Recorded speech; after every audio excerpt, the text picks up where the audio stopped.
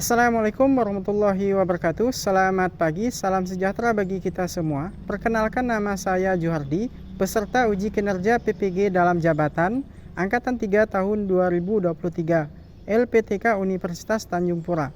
Nomor peserta PPG 201506097473. NIM PPG F43613311014.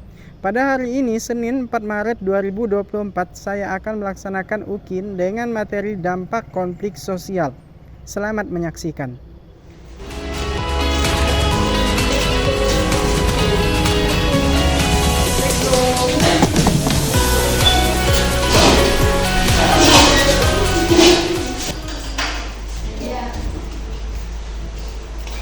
Assalamualaikum. Waalaikumsalam.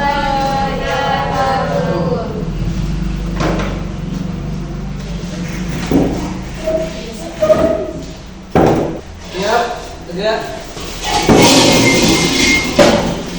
Salam. Assalamualaikum warahmatullahi wabarakatuh. Waalaikumsalam warahmatullahi wabarakatuh.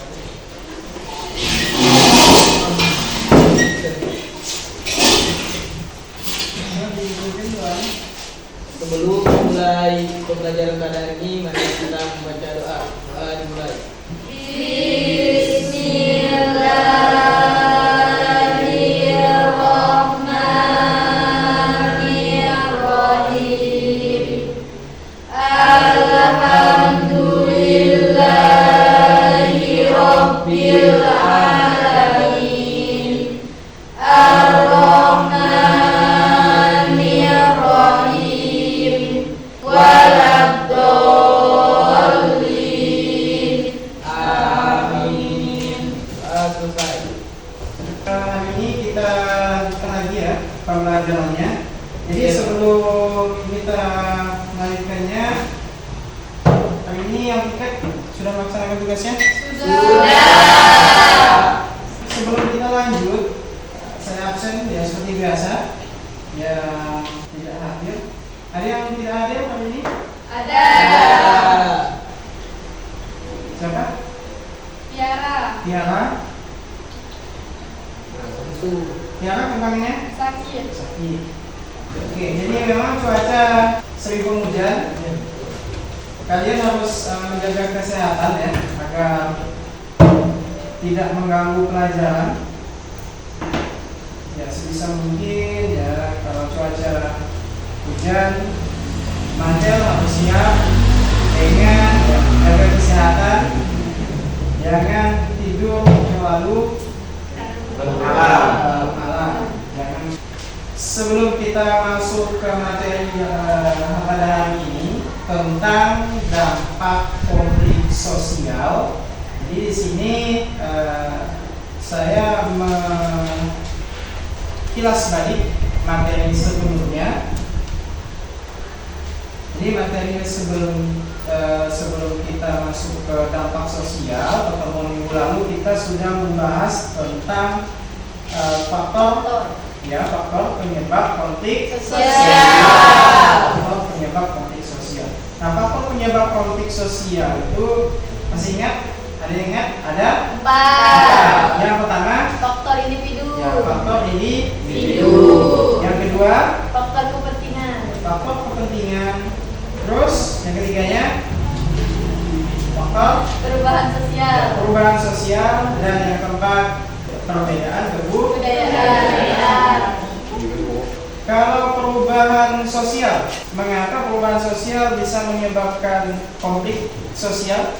Apabila terjadi perubahan sosial di dalam masyarakat, masyarakat akan mengalami kultur shock. Jadi masyarakat terkejut dengan adanya perubahan.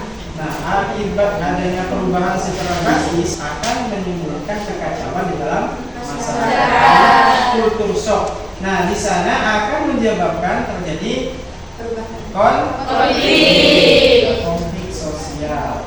Jadi kaitannya dengan pembelajaran minggu lalu yang Minggu lalu kita udah mempelajari tentang faktor penyebab konflik sosial. Nah sekarang dampaknya. Apabila terjadinya konflik pasti memiliki dampak sosialnya. Nah dampak sosialnya di sini akan kita pelajari pada pertemuan kali ini.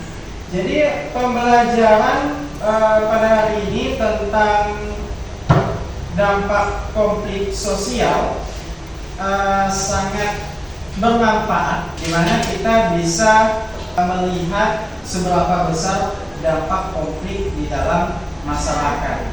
Nah, dampak di sini bisa menimbulkan ya hal yang positif maupun negatif. Nah, kalian ya sebisa mungkin mempelajari dampak konflik sosial ini ya secara baik, dipelajari dengan baik dan sungguh-sungguh. Maka di sini kalian tuh bisa menjelaskan materi dampak konflik sosial. Kalian setelah mempelajari dampak konflik sosial di sini, sebisa mungkin menghindari konflik ya, terjadi di dalam masyarakat.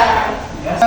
Di sini pembelajaran pada hari ini kita memiliki beberapa tujuan ya, tujuan pembelajarannya. Yang pertama di sini ya kalian mampu ya menganalisis dampak konflik sosial. Terus yang kedua, kalian itu bisa mampu membuat contoh dampak konflik sosial. Contohnya seperti apa nanti. Dan yang terakhir adalah ya, kalian mampu menganalisis hasil diskusi untuk menjadikan bahan pembelajaran bersama dalam menyikapi dan mengetahui dampak konflik sosial. Saya akan menyajikan video. Nanti kalian di sini melihat video tersebut. Yang saya tampilkan nanti adalah video konflik. Ya, konflik salah satu konflik yang pernah terjadi di Indonesia. Ya, salah satunya yang saya tampilkan nanti adalah konflik Poso. Dan perhatikan juga fokus pada materi kita tentang dampak konflik sosial. Nah, setelah saya tayangkan nanti videonya di sini, di situ kan banyak nanti ada terlihat dampaknya. Nah, kalian menganalisis ya, dilihat. Nah, nanti baru kita tanya jawab. Yes, Ya.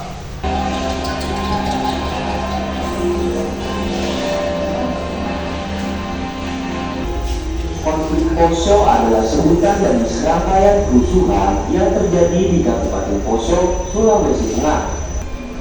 Keesokan harinya, seorang pemuda Muslim mengaku diserang sekelompok pemuda Kristen. Kerusuhan berakhir pada 20 Desember 2001 dengan ditandatanganinya deklarasi Malino yang diinisiasi oleh Yusuf Kala. Oke, nah itu video tentang konflik. Ya, konflik terjadi di Poso. Jadi konflik itu diakibatkan oleh ya, agama antara Islam dengan Kristen. Terjadilah konflik di Poso. Nah, di sini yang kalian amati dampaknya apa? Ya, salah satunya rusaknya fasilitas ataupun pembangunan. Karena tadi terlihat di videonya dibakar kan? Nah, selain itu korban jiwa. Tadi udah dijelaskan ada sekitar 500 lebih korban jiwa yang meninggal akibat konflik tersebut. Nah, jadi di sini dari video tayangan tadi ada pertanyaan mungkin ya tentang video yang ditayangkan tadi. Ya silakan Adrian. Saya ingin bertanya, apakah konflik sosial memiliki dampak positif? Nah, apakah konflik ya? Terima kasih Adrian. Ya. Adrian bertanya, apakah dampak konflik sosial itu memiliki dampak positif ya? Nah, tadi kan yang ditayangkan hanya dampaknya itu dampak negatif. Nah, di sini mungkin ada yang bisa menjawab. Saya Pak. Ya, Ayuni, silakan Ayuni. Ya, konflik sosial memiliki dampak yang signifikan. Dampak ini terdapat dampak positif maupun negatif. Dampak negatif yaitu kerusakan fisik, korban jiwa, trauma psikologis, perpecahan sosial, ketidakstabilan keamanan, kemunduran ekonomi. Dan dampak positifnya yaitu satu, persatuan dan solidaritas, perubahan sosial, dan peningkatan kesadaran. Ya, terima kasih ya ini sudah menjawab pertanyaan. Nah, di situ ada dampak positifnya ya, Adrian. Iya, Pak. Dan ada dampak positif dari konflik sosial. Iya. Nah, yang sering terlihat memang ada dampak negatifnya. Ya, seperti itu. Oke, lanjut mungkin ada pertanyaan lainnya. Silakan, ya silakan Bella. Mengapa konflik sosial terjadi? Begitu luas cakupannya. Mungkin ada yang bisa menjawab? Saya Pak. Ya, silakan, Riani. Konflik sosial terjadi begitu luas cakupannya karena berbagai faktor yang saling terkait dan kompleks. Berikut beberapa faktor utama yang berkontribusi. Yang pertama, perbedaan dan ketidakadilan. Perbedaan pendapat, keyakinan, nilai dan budaya. Ketidakadilan sosial dan ekonomi. Yang kedua, kurangnya komunikasi dan pemahaman. Miskomunikasi dan kesalahpahaman. Stereotip dan prasangka. Sekian, terima kasih. Oke, terima kasih Triani. Nah, itu mengapa konflik sosial sangat luas cakupannya. Jadi pengaruhnya memang sangat besar ya. Ibaratnya dia merembet ya. Kalau tidak tepat ya penangkapannya bisa menyebabkan konfliknya meluas juga. Tapi kalau konflik sosial di sini ya memang biasanya ranahnya itu ke suku, ya, agama, dan ras. Nah, apabila menyangkut hal tersebut biasanya akan lebih cepat menyebarnya ya. Nah, sekarang sebelum kita lanjut ke kelompok, bisa berdiri dulu. Ya. Nah, kita lakukan scripting bentar ya. Sebentar. Jadi untuk agar tidak mengantuk ya, agar lebih fokus, kita lakukan scripting sedikit. Kecil. Gajah Besar. ular. Saya lihat tangannya. Ya. Ular Panjang. panjang. Cacing Pendek. semut Besar. gajah Besar. banyak belum konsentrasi ya. Oke dah ya. Silakan duduk. Kedip. Oke. Ya, terus kita konsentrasi ya bersama Desi, Bella, Adrian ya. Oke, sekarang kita lanjut ya. Jadi di sini saya akan membagikan LKPD. Di LKPD-nya sudah saya buat di sini ada 4 ya. Kita nantinya membuat kelompok. Jadi ini langsung ya. Ini ada 4. Jadi 4 kelompok. Ini kelompok 1, kelompok 2, kelompok 3, kelompok 4. Nah, di sini kelompok 1 saya aplikasikan LKPD-nya. Oke. Kelompok 2, kelompok 3, dan kelompok 1. Nah, di situ nanti kalian isi sesuai soal yang ada di LKPD. Oke, ya silakan mengumpul dengan kelompoknya. Solidarity.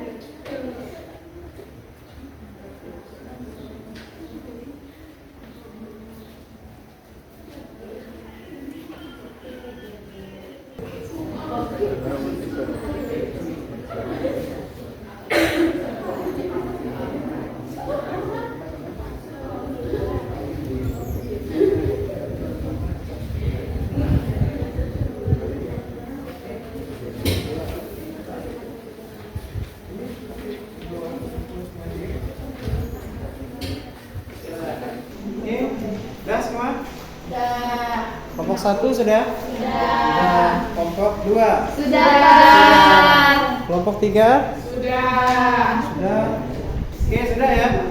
Nah, kalau sudah, nah sekarang kita lanjut ke sesi ya, diskusinya sudah. Kita lanjut ke sesi presentasi. Ya, mulai dari kelompok 2. Ya, yang membahas tentang konflik poso. Ya. Silakan kelompok 2, silakan. Assalamualaikum warahmatullahi wabarakatuh.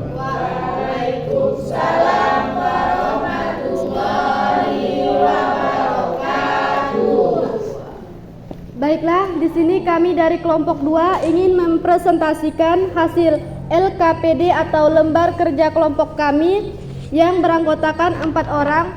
Saya sendiri Yuliarti sebagai moderator sekaligus pemateri 1, saya Triani sebagai pemateri 2, saya Rasya sebagai pemateri 3, saya Rajika sebagai pemateri 4. Baiklah, untuk mempersingkat waktu langsung saja ke materi, yaitu materi yang dibahas adalah konflik Poso. Yang pertama, apa yang melatar belakangi di Poso? Konflik Poso memiliki latar belakang yang kompleks dan multidimensi dengan beberapa faktor utama yang berkontribusi. Yang pertama, faktor agama. Faktor agama memiliki munculnya kelompok-kelompok ekstremis agama yang memanfaatkan situasi untuk menyebarkan ideologi dan agenda mereka. Yang kedua, faktor politik. Faktor politik ini memiliki persaingan politik antar elit lokal di Poso yang memanfaatkan isu agama untuk memobilisasi massa dan meraih kekuasaan.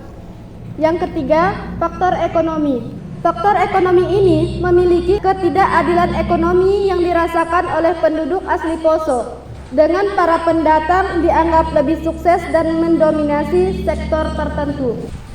Baiklah, selesai penjelasan dari kelompok kami akan membuka sesi tanya jawab. Bagi kelompok lain yang ingin bertanya, kami persilahkan. Oke ya. Kelompok 2 sudah mempresentasikan hasil diskusinya ya. Dipersilahkan yang ingin bertanya dari kelompok lain. Assalamualaikum warahmatullahi wabarakatuh. Waalaikumsalam warahmatullahi wabarakatuh.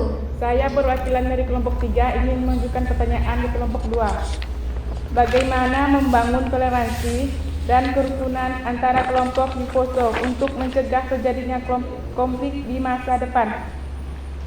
Baiklah, saya akan menjawab pertanyaan dari kelompok 3. Bagaimana membangun toleransi dan kerukunan antar kelompok di Poso untuk mencegah terjadinya konflik di masa depan? Membangun toleransi dan kerukunan antar kelompok di Poso sangat penting untuk mencegah terjadinya konflik di masa depan. Berikut beberapa upaya yang dapat dilakukan. Yang pertama, dialog dan komunikasi.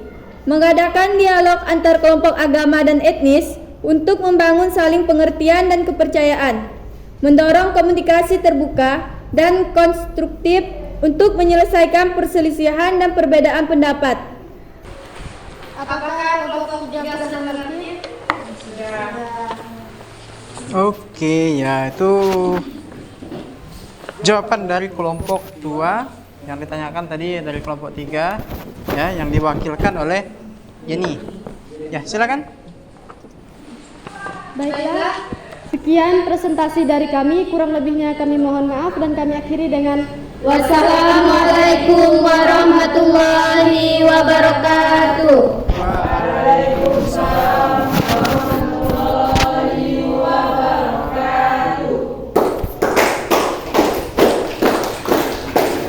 Nah, sekarang yang terakhir kelompok 4. Ya, silakan kelompok 4. Assalamualaikum warahmatullahi wabarakatuh. Waalaikumsalam warahmatullahi wabarakatuh. Perkenalkan, saya Rangga Kurniawan. Saya Rani Nanda.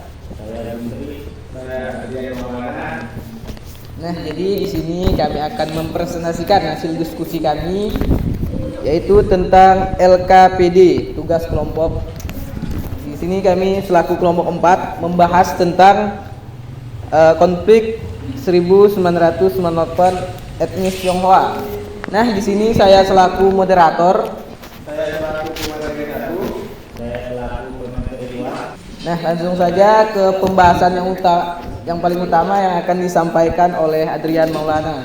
Latar belakang konflik 1998 etnis Tionghoa. Konflik 1998 yang menargetkan etnis Tionghoa di Indonesia memiliki latar belakang yang kompleks dan multidimensi dengan beberapa faktor utama yang berkontribusi.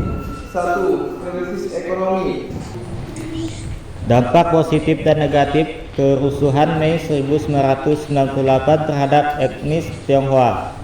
Kerusuhan Mei 1998 merupakan tragedi kelam dalam sejarah Indonesia yang meninggalkan luka mendalam bagi berbagai pihak, termasuk etnis Tionghoa. Berikut beberapa contoh dampak positif dan negatif kerusuhan tersebut. Dampak positif: 1. Munculnya reformasi. Kerusuhan Mei 1998 menjadi salah satu faktor yang mendorong tumbangnya rezim Orde Baru dimulai era reformasi di Indonesia. Oke, sekian penyampaian materi dari kami. Jika ada kelompok yang bertanya, silakan angkat tangannya. Silakan isi tanya jawab terbuka. Ya, silakan kelompok. Ya, kelompok 1. Assalamualaikum warahmatullahi wabarakatuh. Waalaikumsalam warahmatullahi wabarakatuh. Saya perwakilan dari kelompok 1 akan bertanya kepada kelompok 4. Bagaimana sentimen anti Tionghoa di kalangan masyarakat Indonesia berkembang? Nah, itu pertanyaan dari kelompok 1. Baiklah, saya akan menjawab pertanyaan dari kelompok 1. Bagaimana sentimen anti Tionghoa di kalangan masyarakat Indonesia berkembang? Sentimen anti Tionghoa di Indonesia memiliki akar sejarah yang panjang dan kompleks. Berikut beberapa faktor yang berkontribusi pada perkembangannya. Sejarah kolonialisme. Kebijakan kolonial Belanda yang didiskriminatif terhadap etnis Tionghoa seperti segregasi tempat tinggal dan pembatas hak ekonomi, menciptakan ketegasan antar etnis Tionghoa dan pribumi. Apakah kelompok 1 sudah jelas? Ya, penjelasan dari kelompok 4 sekaligus kelompok akhir. Yang akhiri, wabillahi taufiq wal hidayah. Wassalamualaikum warahmatullahi wabarakatuh. Waalaikumsalam warahmatullahi wabarakatuh. Selanjutnya, ya, diskusi pun selesai. Nah, sekarang kita lanjut pada kesimpulan, ya. Kesimpulan dari diskusi hari ini. Jadi kesimpulan pada hari ini hasil diskusi. Nah, tadi kita udah membahas konflik Sambas, konflik Poso, konflik Aceh, dan konflik etnis Tionghoa yang terjadi di Jakarta. Nah, kesimpulan dari hasil diskusi. Jadi kita kaitkan dengan video tadi. Tadi kata kalian itu dampak negatifnya di video apa saja tadi? Ya, ada korban jiwa dan kerusakan infrastruktur. Apakah di dalam hasil diskusi tadi kalian menemukan juga ya sama atau beda? Ya, sama ya. Jadi di sana memang ya hasil diskusi kita tadi udah menjelaskan bahwa dampak konflik tadi yang pertama ada korban jiwa. Setelah terjadinya konflik ada korban jiwa. Terus selain korban jiwa ya kerusakan infrastruktur. Nah, pasti berpengaruh pada perekonomian. Nah, perekonomian. Jadi kesimpulannya ya dampak konflik sosial menimbulkan dampak korban jiwa dan ya rusaknya infrastruktur. Jadi dampaknya ada positif, ada negatif. Oke. Jadi di sini akan saya perjelas lagi tentang dampak konflik sosial. Nah, jadi di sini saya meluruskan pemahaman tentang dampak konflik sosial ya sesuai materi yang saya bagikan juga. Nah, di sini ada dampak konflik sosial ya, perhatikan depan.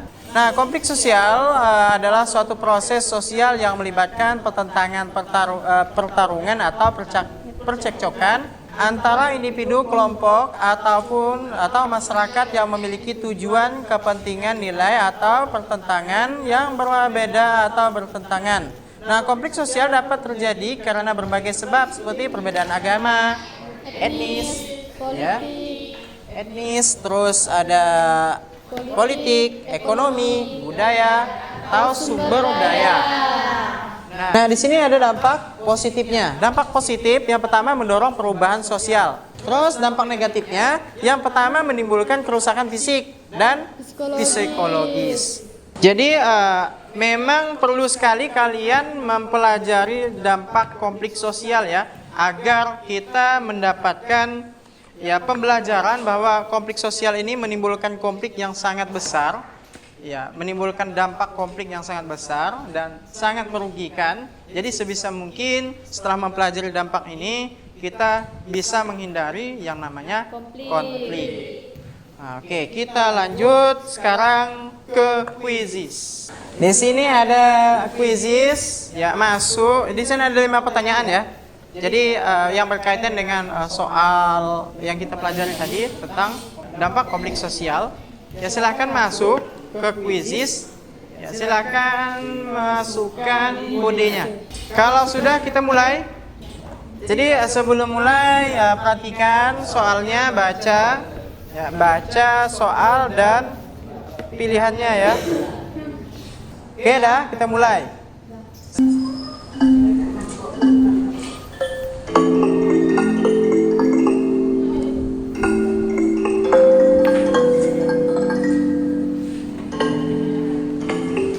Oke, kalau sudah kita akhiri ya. Ya, pertama ya Nur Azmina, yang kedua Tian Yeti, dan yang ketiga Desi, yang Bella. Yang ketiga. Oke, jadi selesai quizzes. Kita sudah belajar tentang dampak konflik sosial. Nah, di sini kesimpulannya adalah memang dampak konflik sosial itu menimbulkan korban jiwa dan kerusakan infrastruktur serta mempengaruhi ekonomi. Nah, di sini terakhir ya kita refleksi. Refleksi bagaimana pendapat kalian pembelajaran hari ini? Senang ya? Senang. Dapat wawasan ya, pengetahuan baru ya. Nah, jadi untuk pertemuan berikutnya kalian di rumah nanti membaca bukunya tentang materi resolusi konflik. Itu untuk pertemuan berikutnya ya, selanjutnya minggu depan. Jadi di rumah selain membaca buku boleh cari di internet apa sebenarnya itu resolusi konflik. Untuk itu ya pembelajaran kita saya cukupkan sampai di sini. Silahkan ditutup Rangga, dipimpin doa. Untuk mengakhiri pembelajaran pada hari ini, marilah kita membaca doa bersama-sama. Doa dimulai. Bismillahirrahmanirrahim. Wa tawassaw bis-sabr. Amin. Ya, sudah.